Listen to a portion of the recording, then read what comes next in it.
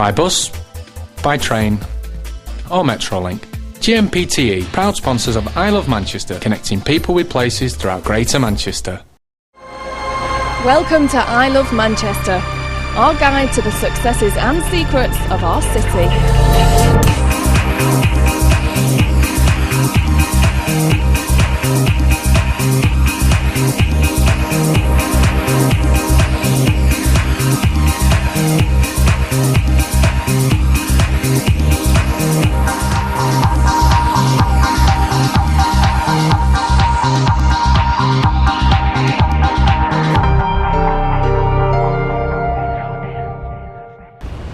Welcome to I Love Manchester.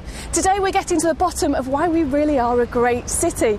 We'll be looking at the present day foundations of Manchester, how they formed the backbone of transport links for the Industrial Revolution, and how they were used to save lives during the Second World War. From Beetham Tower to the Bridgewater Hall, it's been hard not to notice the changing skyline of Manchester over the years. And if you consider that for every new block of flats being built, there is also a new underground space being created beneath our city. It can make you wonder what existed beneath the surface of Manchester before these modern developments, and if Manchester has always existed on its present level. Well, in today's episode of I Love Manchester, we're lucky enough to visit one of these spaces beneath our city, and our guide is local author Keith Warrender. Keith, I can't imagine many people really think about what's underground Manchester. I guess not. I mean, I was just interested in the subject quite a few years ago, and I just thought it would be nice to explore just what was below the streets of Manchester. I just thought that there must be something below, and I had read one or two bits and pieces about the subject, so I knew there were various canals and other underground routes. Well, exactly what is underground Manchester? Well, there are industrial workings, there are crypts, there are water wheels, canal tunnels, even a so-called top-secret government installation. You mean like a nuclear bunker? It was top secret for many years, but it was decommissioned in the 1960s, so much more is known about that underground network today. How accessible are these spaces? The visitors can't go down that one because BT say it's a very secure cable route, so they don't want the public going down. Various other routes and tunnels beneath the city exist, but for various reasons the owners, for example Manchester Council, won't let the public into one particular one because it would be rather dangerous and expensive to have people on hand if you went down. Other places are known about, but we don't know where the access points are, and sadly other underground routes have been bulldozed or simply built over. What types of spaces are underground then? Well, it ranges from the very small to just simply cellars or small watercourses that have been culverted to much larger industrial workings. There were quite a few around Ardwick, massive sequences of caverns. We can go further round and we can see around Stockport the air raid shelters, and near Worsley there's a massive 50-mile network of tunnels to bring coal from the mines there into Manchester. I suppose people have to be careful when building properties as to what lies beneath. Yes, you never quite know what might be beneath your property. There could be brooks or even mine workings. If you couldn't access all of these spaces, how have you been able to write a book about it? Well, there have been several people who have done some very important research on the subject, and I've really built on what they've found. I've been very reliant on people telling me what they've found, because quite clearly you can't see tunnels, so you are reliant on other people telling you. Is it exciting going underground then? It is. Clearly it's very dark, and but the spaces are very large, and when you do see them it's very impressive, and there's all sorts of features down there that I think will quite surprise you. Are there rats? Hopefully not. There are rat traps, but I've not seen any while I've been down there. So it's quite sinister then? Yes, it is. It is. You'll enjoy it. Excellent. Well, I've got my torch and my boots on, and myself and Keith will be going underground Manchester later in the programme. But now over to another extraordinary discovery beneath the surface of Manchester as we visit the site of an archaeological dig just off the Chester Road.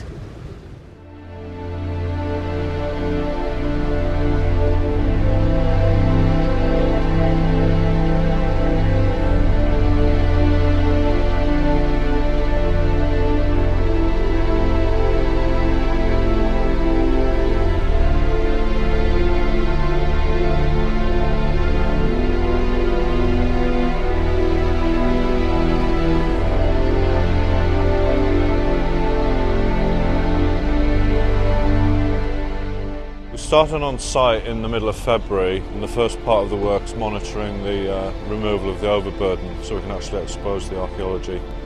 Overburden's the material that we're not interested in, that seals or that the archaeology underlies basically. The modern surfaces, the concrete slab that was here, and then any sort of layers that aren't of any interest, and all that's removed by machine under our supervision.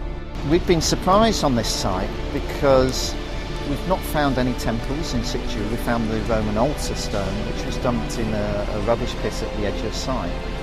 But the area seems to be given over to occupation and agricultural use. It's a later phase of the Roman occupation here. So we're starting to have a new dimension of understanding of how Roman Manchester evolved. Very important archaeology for us. It's been very successful. We've been quite surprised actually that the actual intensity of the activity. When we evaluated the site through a series of trial trenches, we found Roman remains, so that's why we've actually done the work, but we've been actually quite surprised at how much there is.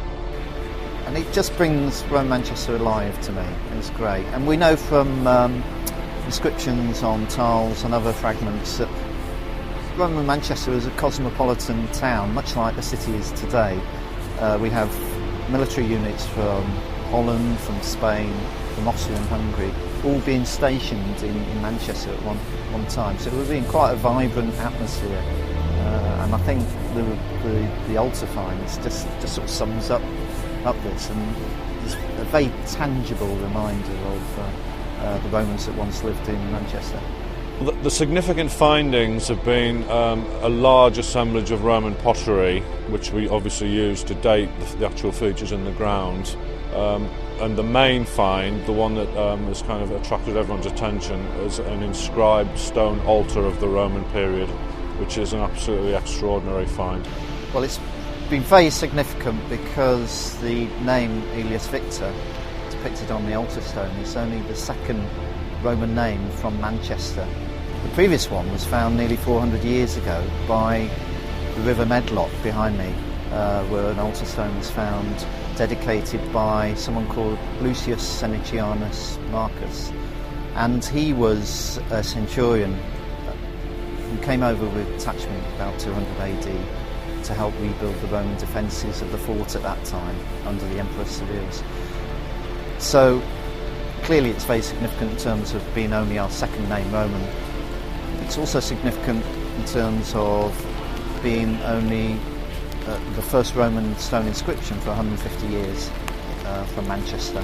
The altar was found in a very large pit of the Roman period, an absolutely enormous hole in the ground basically, and it was found face down in that pit. The land use of this area changed, and for some reason the temples were swept away and dumped in rubbish pits. It may have just been someone clearing out their stuff, you know, as simple as that, or it may have been deliberately sort of placed in the pit in some kind of ceremony. Again, you're just guessing really. The altar was found by one of our team called Sarah Duffy. She's a young recent graduate who's just kind of in the early stages of her archaeological career. I think she was pretty pleased with herself, yeah. I mean, some of us old hands, I think, well, I must say we're quite jealous because it's the kind of thing, it's a once-in-a-lifetime thing, you know, and she's pretty much found it right at the start of her career. Well, I hope that piece of Manchester history will have pride of place in the Manchester Museum very soon. Join us after the break when we'll be investigating one of Manchester's hidden underground spaces. See you then.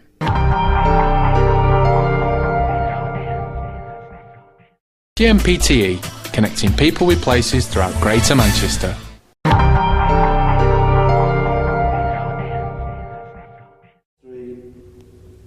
Hello and welcome back. Now myself and Keith are very nearly underground Manchester. How do we get down there?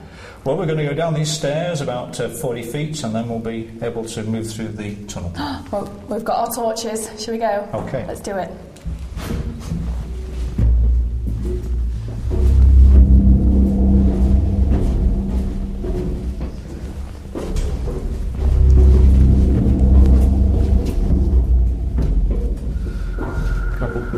Very long bars, couldn't you? Yeah, that'd be ace. Yeah, that's a pretty good well idea. drunk by the time you got to the end of the bar. Yeah. Well, they suggested doing that down in the nuclear bunker.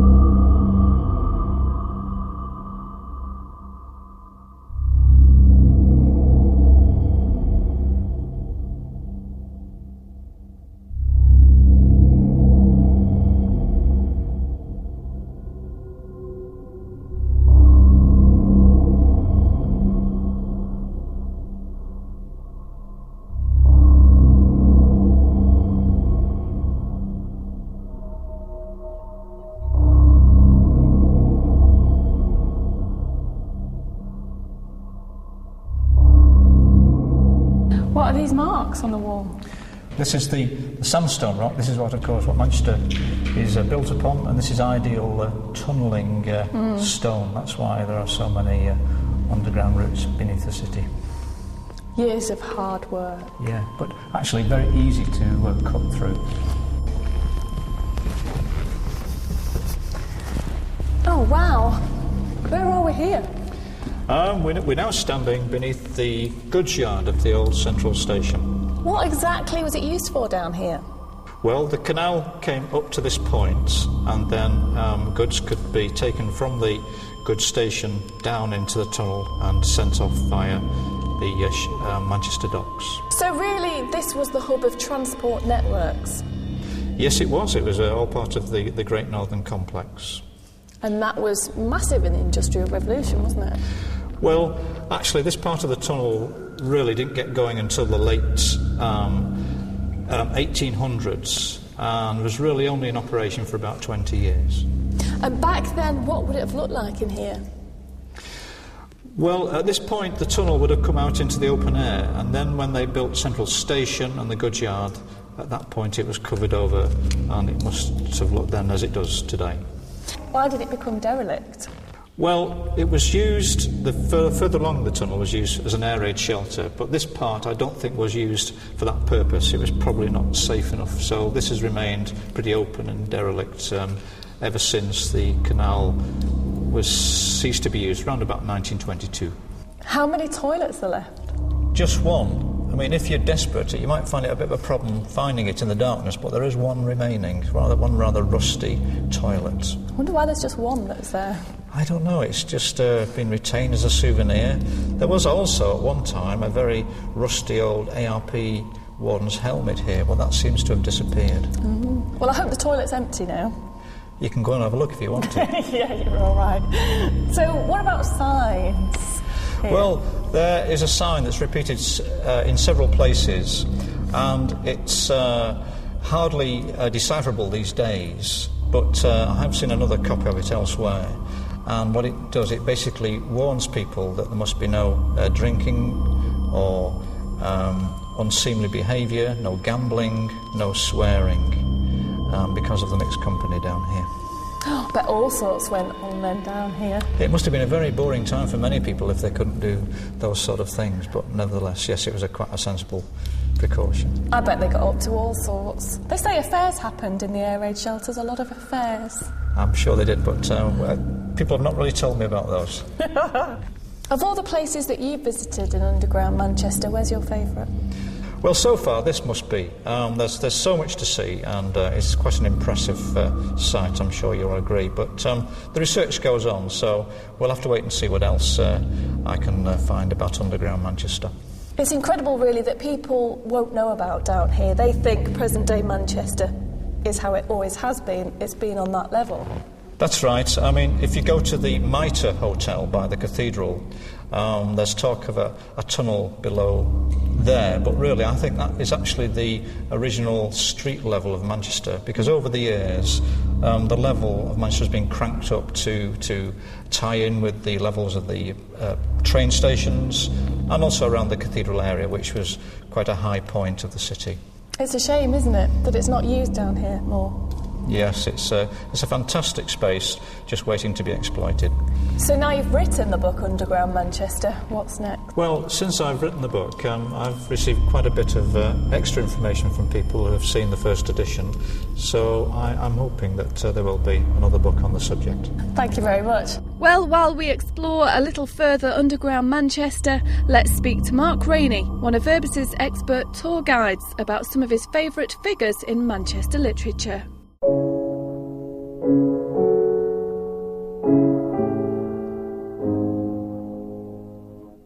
Of course, there's a huge amount of writers that come from the city and were inspired by the city. And we're actually putting together a literary Manchester tour, looking at the different writers. Now, two of my personal favourites are Thomas de Quincey. Now, he was born in 1785 in Manchester, just at the cusp of the Industrial Revolution. And Anthony Burgess was born in Harper Hay, and as a child moved to Moss Side. His family were publicans and they ran a pub. Thomas de Quincey. He was a bit of a depressed young man, and he went to Manchester Grammar School, which in those days was on the site of Cheetham School of Music, just across from where we're sitting right now. And he actually ran away one day, just up and left Manchester Grammar School, walked out, left his family and left the city behind. And that would lead to his later drug addiction to opium. And his most famous work is Confessions of an English Opium Eater. It was an interesting story. There's a lot of family pressure on him to become an academic. That's why his family sent him to Manchester Grammar School, because he was more likely to get a place in Oxford. He must have done the opposite of what his family intended, and that's why he ran away. And he specifically ran away from those family pressures, which led to his actually living in poverty and wandering around London and other cities. At the time, opium was a drug that was used pretty much by everyone for any common ailment you had, and it was only really with people like Wordsworth and Thomas de Quincey that people were confronting the fact that it was a dangerous drug that's very addictive. And Thomas de Quincey's Confessions of an English Opium Eater are a confession about his descent into an addiction to opium as a drug. And it's quite fascinating. Look at Victorian England. Once he'd established himself as a writer, and he moved up to the Lake District as well, because that's where his friends, the Lake poets, were. But people started remembering him as that schoolboy in Manchester who was walking along Long Millgate Road, which is in front of the cathedral and Cheetham School of Music. So people began to write about him after he became famous. Anthony Burgess was born in Harper Hay, and he grew up in Manchester in the 1920s, and his Manchester was still a global city, still the height of the Industrial Revolution and the centre of the manufacturing world. Not all his writings are about Manchester. In fact, most of them aren't. His most famous book is A Clockwork Orange, which is about the nature of evil.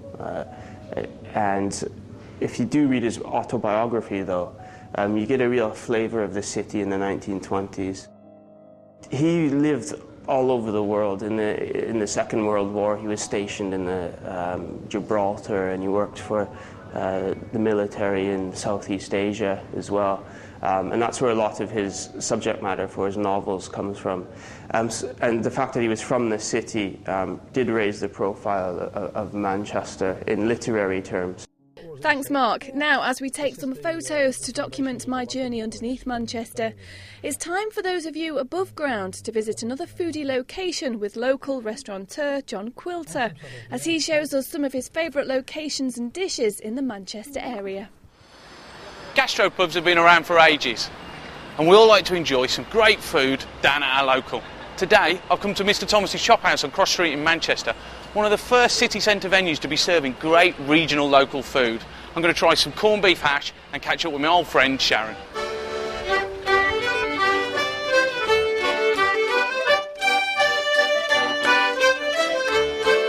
Hi Sharon, nice to see you. It's great to be back in Thomas's. How's it doing? It's doing really well.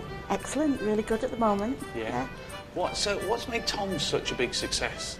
I think first of all it's the food. We have our corned beef hash, steak kidney pudding, very traditional, and it's the whole ambience of Tom's. Yeah. It's the building, the people that come in here. We have our regulars, it's the staff. We've had a number of us, including myself, that have been here for some time. It's great in here. It's like a Victorian palace. Yeah, very lucky. It's a wonderful building. Customers come in and just say, "Oh God, this is amazing! Yeah. What a wonderful place," you know. And we are lucky. More pubs opening, doing great food. Why do you think that is? I think because people want good food these days. You know, everybody's interested in food locally sourced. They like to know where it comes from. Everybody's interested in food. We're often asked, how do you make corned beef hash? You know, why is this so wonderful? So what's so special about the corned beef hash? We make our own corned beef, and I think this is a good time for you to try some. Brilliant. Yeah. Okay. Oh, wow. That looks great. Wonderful. Fantastic. How do I eat it? I put into your egg first, Okay. and let the egg ooze over your corned beef. Okay. Because it should be a soft. Oh, wow, look at that. Oh. I just think it looked the colours. Okay. Yeah, and then just dive in and enjoy. Go. And is this local produce? Yeah, chef tries at every opportunity to buy, not just for the corned beef, but everything that we sell is locally produced. And is that important to the customers? Oh, absolutely, Yeah. absolutely. Why? We're often asked, I think it's sort of how far is it travelling? You know, we live in a good region where there's lots of locally sourced food. People are interested in that. You know, they're interested in the food. I often ask, where's the duck from? Where do you get your chicken from? It's Red Johnson, which is the best. Have you seen a change in the years that you've been here? Oh God, yeah. Yeah, people are more interested in now in what they're eating. They're caring about what they're eating. They're caring about what they're putting inside their bodies, really. I'm caring about what I'm putting in my see body now that, as well. yes. It must be great to be really proud of what you do. Oh, it is. I love it. You know, I love it. Worked in an office all my life. Been down here for about 5 or 6 years. Best day's work I ever did. Oh, thanks, Sharon. You're welcome. It's been a pleasure. Wow, that was a real treat. I think that's the great thing about British food. It's emotional food. It's like a big hug from your mum. And I think the job that they're doing at Thomas's is great. It's a real example of what all our pubs should be doing. I'm definitely going to be back. Well, that's all from this week's I Love Manchester. I hope you enjoyed coming underground with Keith and I, and as Keith says, there's plenty of places like this for any budding historians to explore, but you must go with a properly organised tour, and do not forget your torch.